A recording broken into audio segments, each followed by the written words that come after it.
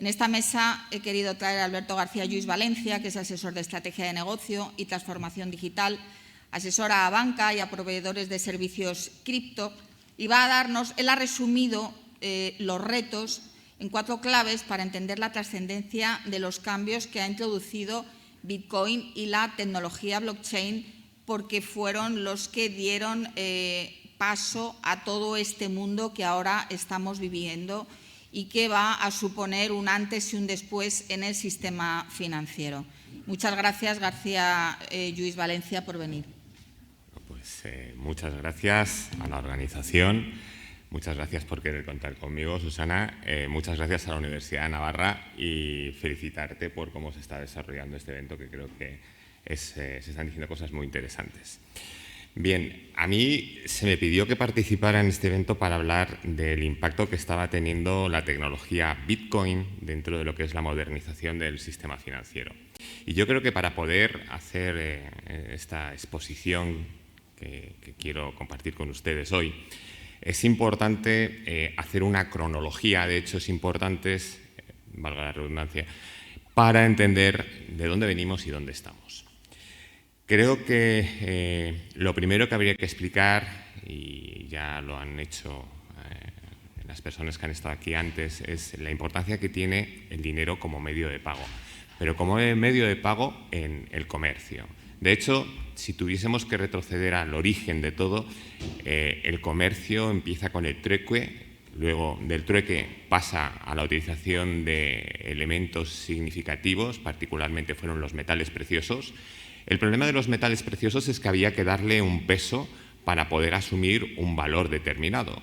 Así surgen las monedas. Se acuñan con una determinada forma y con un determinado peso y asignaban un determinado valor en ese metal precioso. El problema de las monedas es que tenerlas que llevar encima, cuando había que llevar muchas, suponía un volumen, un peso y además un riesgo.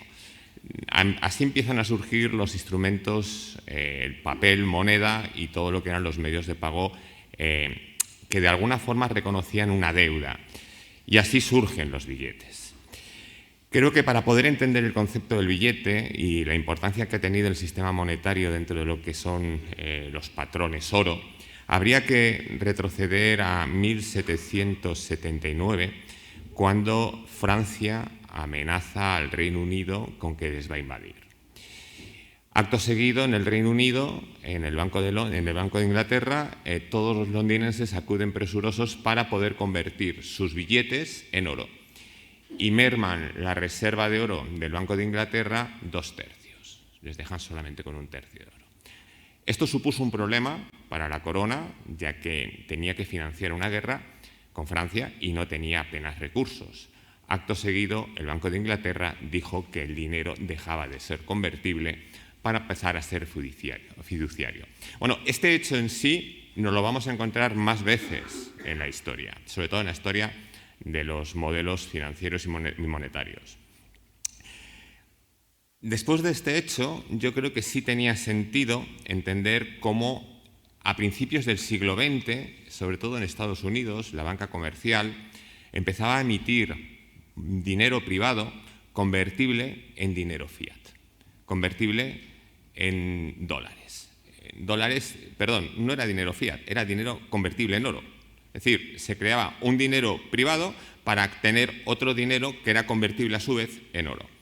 Esto supuso que en el periodo que va desde 1900 aproximadamente hasta 1945, con la creación del Fondo Monetario Internacional y del Bretton Woods, el sistema financiero norteamericano sufrió muchísimos quebrantos. Sufrió no solamente por la crisis del 29, sino todo lo que era el sistema generó muchísima desconfianza y la utilización de este dinero puso en evidencia la necesidad de una regulación. Regulación que llega con los acuerdos de Bretton Woods, que se define un nuevo modelo de patrón oro. Este modelo de patrón oro termina en el año 1971. De hecho, este año cumplíamos 50 años de la finalización de Bretton Woods. ¿Y por qué finaliza Bretton Woods? Porque nos volvemos a encontrar algo muy parecido a lo que pasó en el Reino Unido en 1797. ¿Qué pasó? Que Nixon, presidente de Estados Unidos, tenía que financiar la guerra de Corea, necesitaba emitir más dinero para poder financiar o para poder reducir el coste de la guerra y en el momento que empieza a emitir más dinero y ya no se está ajustando al patrón oro, Alemania y Francia deciden convertir sus reservas en oro. Y eso genera otro quebranto para la Reserva Federal Americana, en el que Nixon se ve obligado a tener que salirse del patrón oro, romper en los acuerdos de Bretton Woods y volver a un sistema fiduciario. Y de hecho estamos ahora en este sistema fiduciario, en el que detrás de una moneda no hay ningún subyacente, sino simplemente la confianza.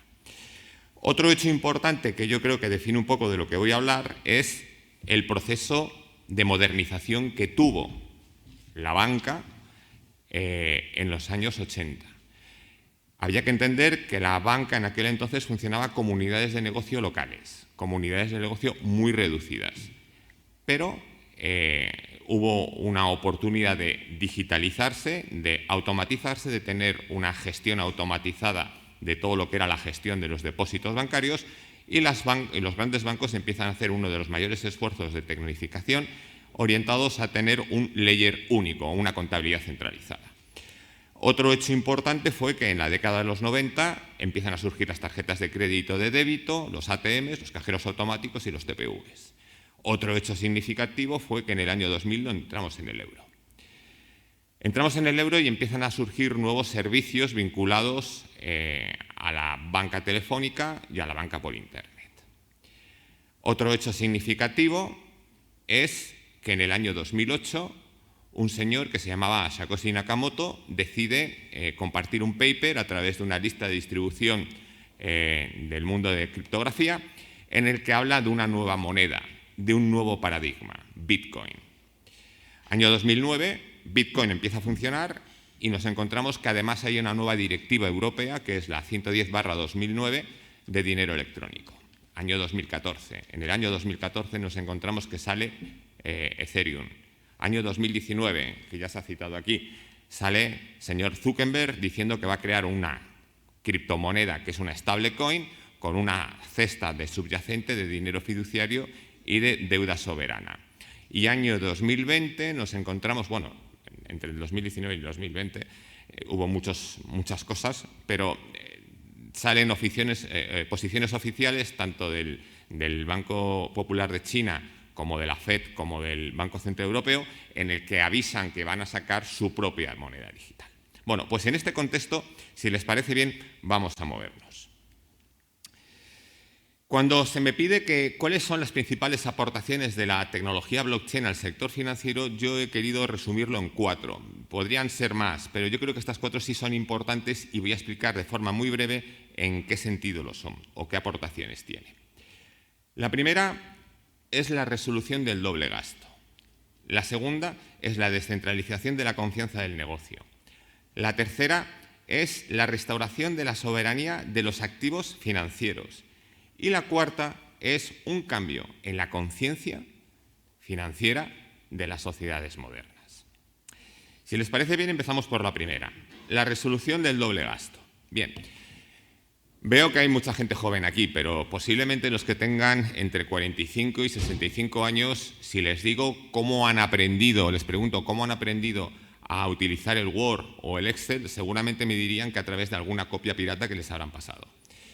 Esto hace referencia a los problemas reales que hay con el doble gasto. Claro, cuando analizamos el doble gasto, ¿en qué consiste? Bueno, lo decía Jeremy Rifkin en el año 2016 cuando hablaba de la sociedad coste marginal cero. Y es cuando tenemos una tecnología que nos permite replicar hasta casi el infinito un activo y este diluye su valor. Si hablamos de un software como puede ser el Excel o como puede ser el PowerPoint o puede ser otros muchos, y no quiero incidir en el tema Microsoft, que ya lo han pasado muy mal con este tema, si lo ponemos en vez de ser un software es dinero, pues entenderíamos el quebranto que se harían al sistema monetario. Es decir, si tuviésemos la posibilidad de digitar un euro y ese euro multiplicarlo infinitamente, claro, llegaría un momento en el que no haría falta que nos viniesen los gobernadores de los bancos centrales a decir que hay devaluación. La haríamos nosotros, ¿vale? Y eso genera un problema. Pero el concepto del doble gasto, y esto es importante, porque además me lo han repetido muchas veces, el concepto del doble gasto en el modelo actual financiero no tiene ningún impacto. Y esto es importante explicarlo. No tiene ningún impacto porque la tecnología actual es una tecnología de 1440, la imprenta. El modelo financiero, el modelo monetario actual se sustenta sobre el dinero fiduciario, papel, moneda, billetes. El billete es el único activo que tiene 100% garantizado su valor nominal. Sobre el billete, el sistema financiero establece una serie de servicios adicionales, como son los depósitos bancarios y lo que es el dinero bancario. Pero el dinero bancario no es dinero como tal. El dinero bancario es un reconocimiento de deuda. Nosotros al banco le entregamos nuestro dinero, el banco nos reconoce un dinero, este dinero no está garantizado al 100%, ¿vale? En un billete sí, este dinero no, solamente hasta los primeros 100.000 euros por persona y depósito. Bien, voy rápido. Bien, por lo tanto, en el caso del doble gasto tendrá impacto cuando el dinero sea digital. Y en los entornos futuros o en los escenarios futuros lo vamos a tener muy presente. Siguiente, descentralización de la confianza. Cuando el señor Satoshi Nakamoto, sea quien fuere, sacó su paper, hablaba de una tecnología de ledger distribuido. ¿Qué es eso del ledger distribuido o del libro mayor distribuido?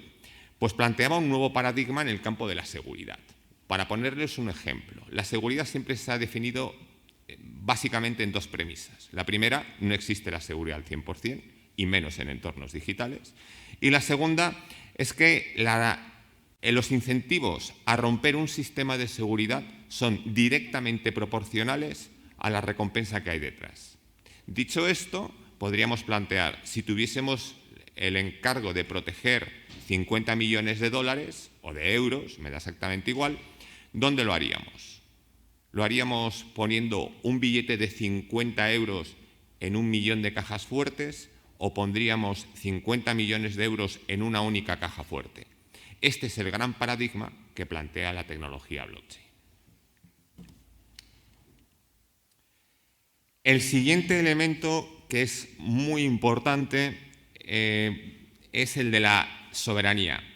¿Cuándo perdemos la soberanía? Pues miren, perdemos la soberanía de nuestro dinero en el momento que nosotros abríamos una cuenta y trasladábamos todos nuestros ahorros a una cuenta bancaria. En aquel entonces, cuando lo hacíamos, sabíamos que los bancos que se iban a financiar o que iban a financiar sus operaciones con nuestro dinero nos iban a dar una retribución. Esta retribución, de alguna forma, nos compensaba esta pérdida de soberanía. Y esto, de alguna manera, nos valió. Pero a raíz de la crisis del 2007, los bancos empiezan a tener un mayor control, una mayor regulación, unas mayores limitaciones operativas y empiezan a cobrarnos a nosotros. A todo esto se suma que bajan los tipos de interés del dinero y empezamos a cambiar las condiciones con las que nos relacionamos con los bancos. Y los bancos nos empiezan a cobrar comisiones por gestión, por administración, por tarjetas, por operaciones, incluso por ir a la oficina. Y en ese caso es cuando nosotros nos damos cuenta de que hemos perdido nuestra soberanía. Blockchain, y cuando digo blockchain también me estoy refiriendo a Bitcoin, lo que plantea es un modelo alternativo. Plantea una segunda forma de interpretar esta gestión de activos. Y es a través de la desvinculación o de la recuperación de la soberanía sobre nuestros activos financieros. Nos permite tener una wallet y en esa wallet seamos nosotros soberanos de gestionar nuestros activos. Bueno, pues en ese sentido aporta una nueva solución a esta nueva realidad. Y ya para terminar, estoy en la cuarta. Un cambio de conciencia. Miren, quizás el dato más significativo de todo esto es cómo está evolucionando ahora mismo la tecnología blockchain. Cuando hablábamos de resolución del problema del doble gasto, la resolución del problema del doble gasto, cuando hablamos de seguridad, cuando hablamos Bitcoin es un claro ejemplo en el que ha resuelto el problema del doble gasto porque hoy vale cerca de 55.000 dólares, perdón, de 55.000 euros, y vale esos 55.000 euros o cerca de esos 55.000 euros fundamentalmente porque ha demostrado que los sistemas de ledger distribuido son seguros, porque después de todo este tiempo y de todos los ataques que he tenido que soportar, hoy aún está funcionando y está funcionando bien. ¿Y esto qué quiere trasladar o qué mensaje es el que finalmente traslada? Fundamentalmente es uno, ha demostrado que no solamente funciona, sino que además es capaz de resistir todos los ataques que ha tenido y de mantener el valor. Ese es uno de sus activos más importantes. Cuando hablamos precisamente de este cambio de conciencia, creo que si yo para preparar esta presentación he tenido que buscar cómo podría yo de alguna forma dar algún dato que esto lo reflejara y además de forma contundente, que no diera lugar a que fueran interpretaciones sesgadas. Pues el dato que he encontrado, que es el más contundente de todos, es el cómo ha evolucionado el sector cripto en sus 13 años de vida. Hoy el sector cripto tiene una capitalización de mercado de 2,2.6 billones de euros. Esto, si pusiésemos un orden de magnitud, nos trasladaría que equivale al Producto Interior Bruto de la India. Bitcoin, en concreto Bitcoin, tiene una capitalización de 1,05 billones de euros.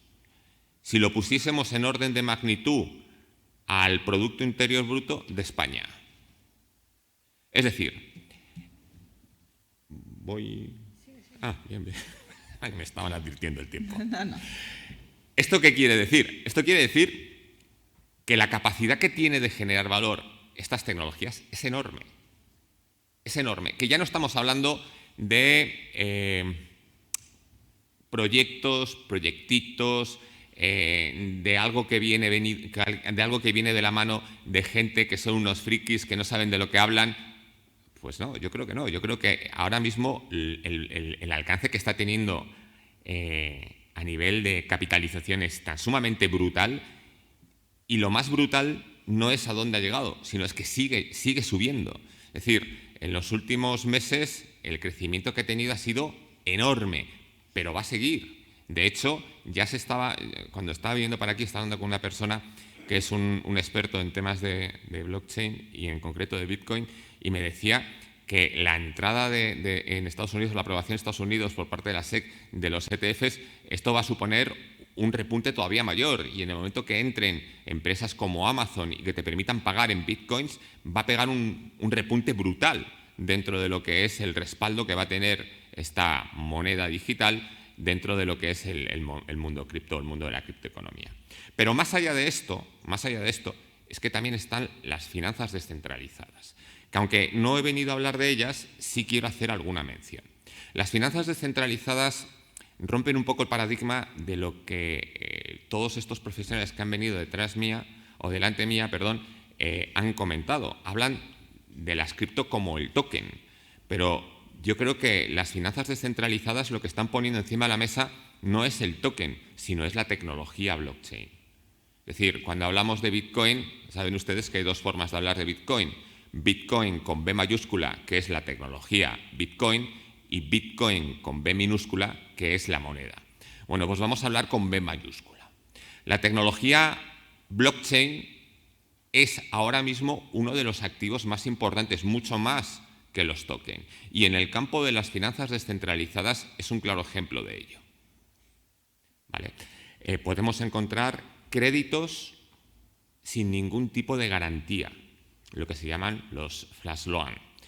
¿Por qué? Porque operan dentro de lo que es el código fuente de la blockchain. Operan lo que se llaman las operaciones atómicas, en el que yo puedo cerrar en un mismo bloque un precio de compra, un precio de venta y todos los costes asociados a la ejecución de ese proyecto. Y si yo consigo que ese proyecto sea rentable, automáticamente me pueden conceder un crédito para financiar esa operación. El que me concede el crédito se lleva una parte y yo me llevo la otra. Es decir, estamos en un escenario en el que la innovación es tan brutal, en el que estamos rehaciendo prácticamente tantas cosas, que es tremendamente apasionante. Y ya para terminar, yo quisiera sacar unas reflexiones finales. La primera reflexión que yo quisiera, son 4 reflexiones, pero yo las voy a resumir en una grande, ¿vale? Más que nada para no consumir más tiempo de las personas que me tienen que preceder. Además, hay un par de preguntas muy interesantes, ¿eh? Seguro. A ver, bueno, las conclusiones a las que yo quiero llegar es, primero, estamos en un entorno apasionante de cambio. Lo que se avecina va a suponer una transformación enorme y una revisión de conceptos muy importantes que estamos viendo ahora mismo en el mercado. Antes se lo comentaba a un viejo amigo, estamos ahora mismo siendo protagonistas en primera persona de uno de los procesos de transformación más apasionantes de toda la historia financiera. El segundo es, estamos en una situación novedosa desde el punto de vista de la historia de la economía. ¿Por qué?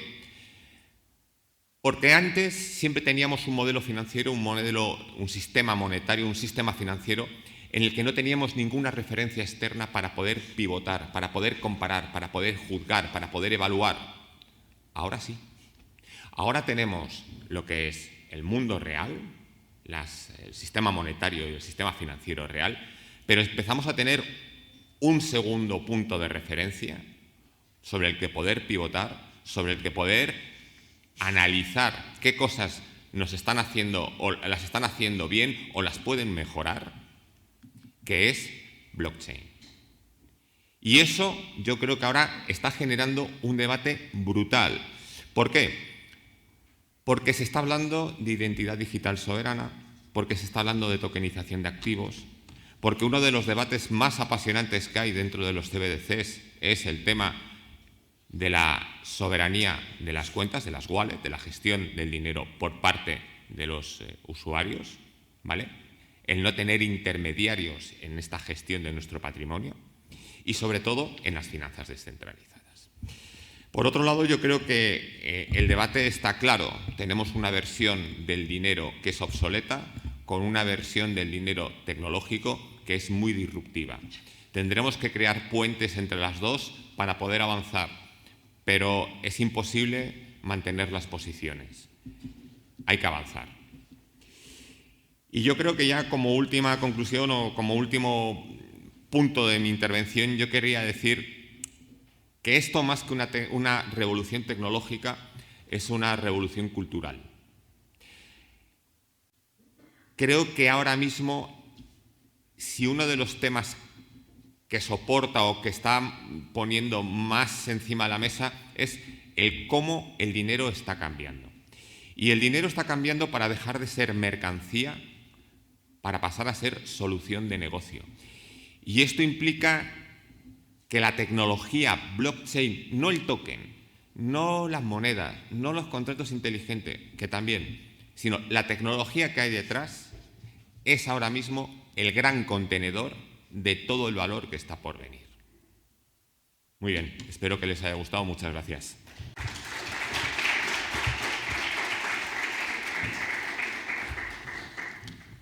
Alberto ha trabajado en banca tradicional muchos años, conoce perfectamente el mundo de la criptoeconomía.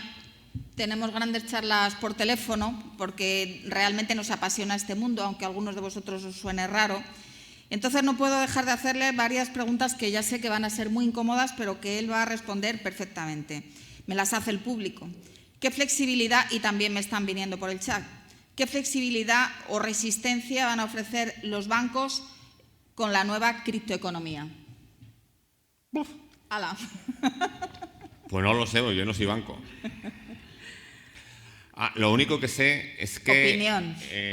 Lo único que sé es que, a ver, actualmente el sistema financiero se sostiene en el papel que tienen los bancos. Creo que cualquier cambio que tenga que haber siempre se tiene que hacer de forma ordenada.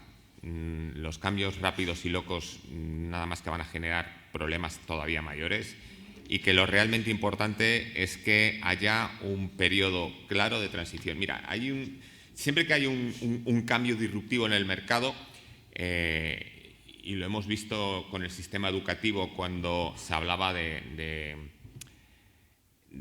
Bolonia, ¿vale? el gran problema de estos cambios disruptivos es que se contempla el punto de partida y el punto de destino, pero no se establece una ruta para saber llegar de un extremo al otro. Y yo creo que tan importante es identificar los objetivos de origen y destino como definir una ruta ordenada y en el que además sea integradora para que ese viaje sea una experiencia agradable y no un infierno. La otra pregunta, no sé si es un poquito más fácil, esta me viene por el chat. Alberto, ¿crees que Ethereum 2.0 competirá directamente con el euro digital en los próximos 3 años? Bueno, 3 años o quizá cuando aparezca, ¿no? Que no sé si será en 3 años, según nos decían. La respuesta, sí. A ver, yo creo que con independencia de cuál sea el modelo que el Banco Central Europeo adopte para definir el euro digital, el CBDC, siempre había la teoría de que cuanto más restrictiva sea la posición del Banco Central Europeo, más oportunidades se van a dar al mundo cripto para dar servicios de valor añadido. Y yo creo firmemente en esa premisa. Pero incluso aun cuando la propuesta del Banco Central Europeo sea una propuesta muy flexible y muy innovadora y muy disruptiva, creo que va a haber un escenario enorme para las monedas y para las cripto, ya sea Ethereum 2.0 o ya sean las blockchain de tercera generación, etcétera, etcétera, etcétera. Bueno, y todo esto lo seguiremos contando en sucesivas jornadas y espero contar siempre contigo porque por el chat me están diciendo que qué interesante todo lo que has contado. Así que sin más